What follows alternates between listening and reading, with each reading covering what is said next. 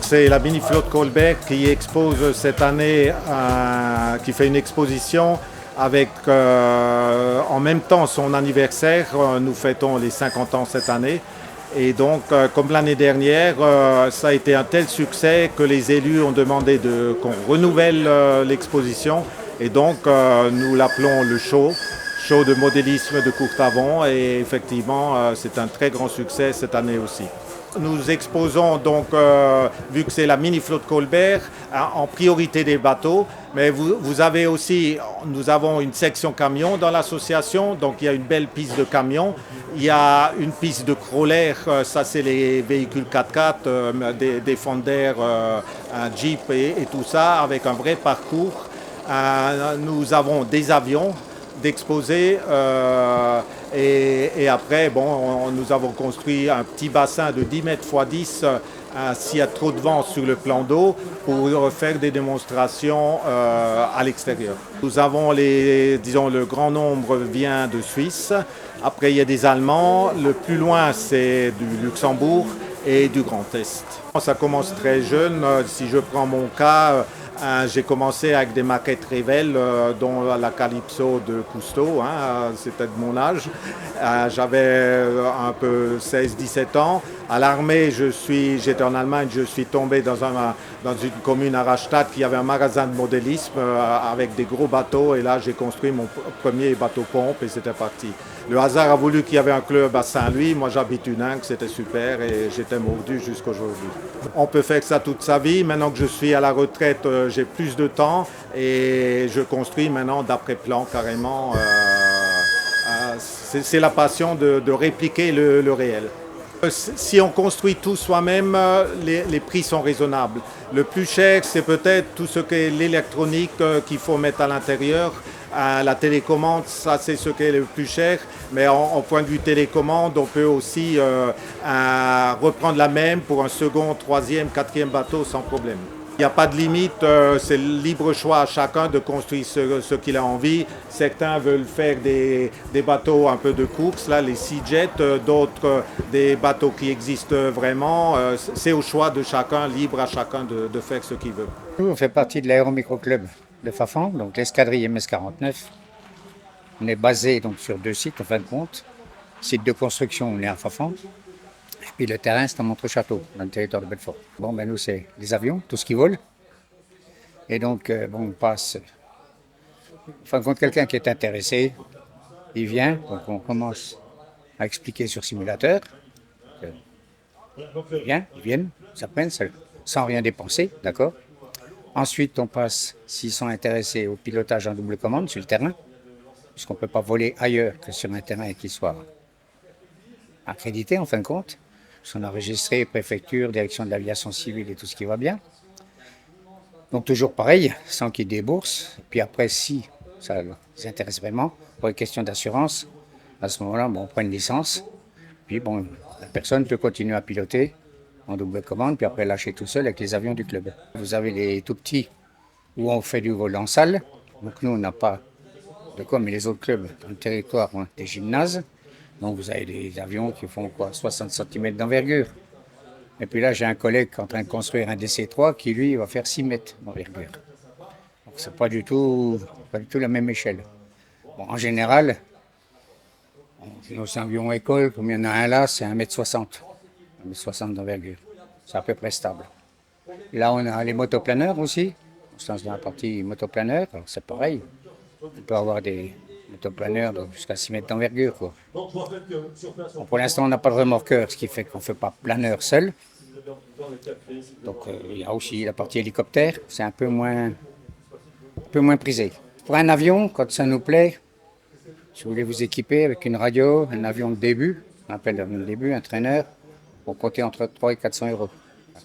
Bon, c'est sûr que là, on a le KLM qu'on nous a offert. Bon, il n'est pas motorisé. Dès l'instant, on veut motoriser toute la partie électronique, tout ça, une turbine, c'est minimum 2500 euros, plus tout ce qui va bien avec. Donc, on joue dans une autre cour, quoi. Mais nous, on est modélistes, on préfère, ce qu'on aime bien, c'est construire. Ça, c'est aussi une passion. Donc, si on construit bien, ça vole bien. Si on fait mal, ça ne dure pas longtemps. Donc on fait toute la partie nerveuse, c'est toute construction en balsa et puis en toilette derrière. Au film thermorétractable. Là, je connais un gars qui est pilote sur Rafale. Il a un modèle réduit, il a un Rafale. Ça, c'est un drone pour faire du vol en FPV, c'est en immersion. Donc on a le casque sur la figure et on voit ce que voit le drone. Et on pilote comme si on était dans le drone. Il est vraiment passionné, on peut commencer à 7-8 ans, puis jusqu'à... Mais bon, pour vraiment bien, il faut compter au moins une dizaine d'années.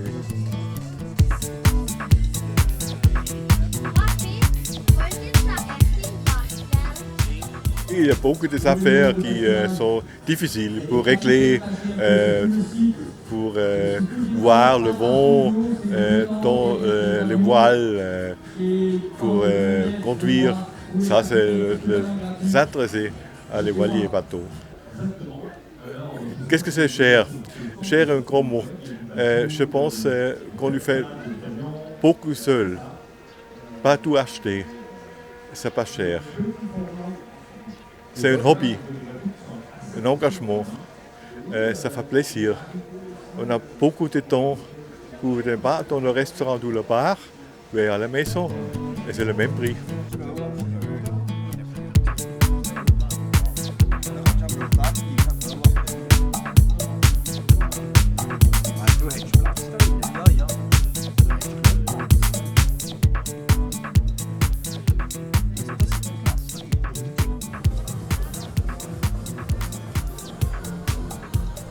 Alors passionné, on va dire oui par la force des choses. J'ai tout petit, je pense comme tout enfant, j'avais un bateau télécommandé dans la piscine, voiture télécommandée et on s'y prend au jeu. Après c'est vrai que ça nécessite beaucoup de temps, il y a d'autres passions dans ma vie, mais j'adore voir le travail réalisé. Les maquettes d'avions, j'y ai passé des heures et des heures aussi quand j'étais plus petit. Donc de voir cela réalisé entre les mains d'autres personnes et de pouvoir se dire que le travail paye quand on voit la passion qui anime tous les bénévoles et tous les passionnés ici, ça fait plaisir de passer un petit moment avec eux. C'est pas simple du tout et c'est impressionnant de voir le niveau de détail que ces passionnés arrivent à faire. Dans les sensations, dans les retours, même sur les télécommandes, il y a des vibrations, il y a des retours. On peut monter la benne, on peut descendre la benne, on peut mettre les clignotants, les klaxons, les gyrophares. Enfin voilà, c'est impressionnant de niveau de détail et c'est pas aussi facile qu'on ne le pense. Mais par contre, on s'y prend vite au jeu et les heures défilent. Le plan d'eau, depuis les actions de la Comcom et de nous et du syndicat, permet de vivre quasiment tout au long de l'année. Pour travailler dans le secteur et passer devant le plan d'eau quasiment 2 à 3 fois par semaine, c'est vrai qu'il n'y a pas beaucoup de moments dans l'année où il n'y a rien, que ce soit le théâtre, que ce soit les expos, que ce soit les concerts, que ce soit la mini-flotte Colbert. C'est vrai qu'on commence à prendre le pli des rendez-vous annuels et de savoir à quel moment va se passer la prochaine manifestation.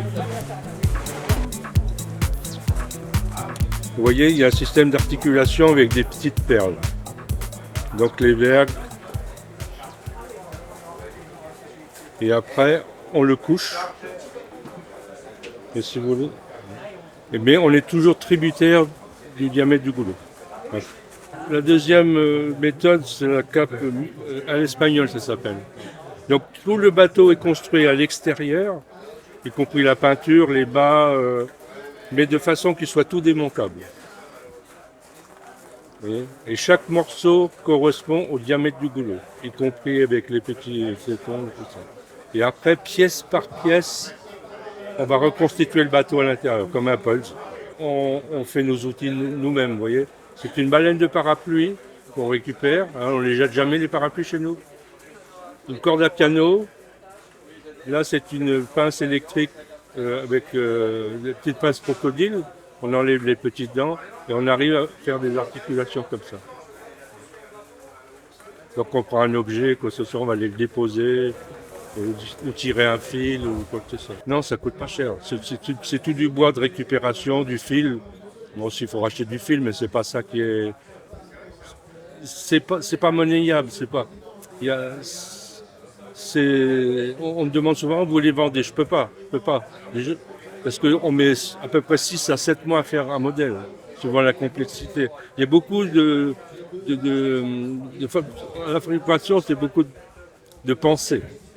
Ouais, parce que chaque morceau doit rentrer exactement dans le goulot sans forcer.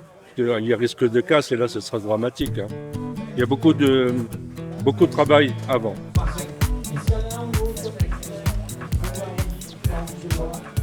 C'est un ami de mes parents qui avait un super beau réseau et j'ai toujours accroché. Et j'ai vécu mes premières années à Saint-Louis, à côté de la gare. Donc c'est ça qui m'a donné l'envie un peu de rester dans les trains. Et les vapeurs en plus qui m'impressionnent d'autant plus. Si c'est juste pour poser des voies et faire circuler un train, ça prend pas longtemps, il faut quelques heures. Si c'est pour créer avec un décor et aller dans les détails avec les décors, ben, ça prend des années et des années. Ça peut durer une vie, ouais. Ça peut durer une vie.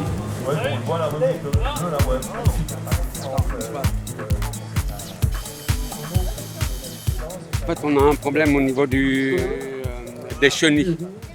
Elles ont du mal à prendre, donc il y a quelque chose qui coince. Donc on essaie d'enlever le petit caillou qui doit à droite à gauche, qui coince le mouvement. Les moyennes des camions nus, c'est à peu près 450 €. Ça peut aller jusqu'à 3, 4, en fonction des choses qu'on met dans le camion, quoi. Aussi, parce que après, on peut rajouter des modules de son, de lumière. Après, la remorque, c'est indépendant, c'est un plus. Et après, on a des modèles qui coûtent entre 7 et ça peut aller jusqu'à 30 000 €, quoi. Bravo à la mini-flotte Colbert pour avoir organisé cette manifestation. On voit qu'elle a pris de l'ampleur depuis l'an passé. Donc le bassin est extraordinaire là qui a été fait. Donc ça permet aux personnes de voir tout autour l'évolution des bateaux. Puis apparemment il y a une plateforme pétrolière. Je pense que vous allez trouver du pétrole et qu'on pourra. Ah, oui. Du gaz, du gaz, voilà. Donc je pense. Voilà, c'est une excellente nouvelle. Donc on se réjouit et nos finances seront d'autant plus florissantes dans les années à venir grâce à ça.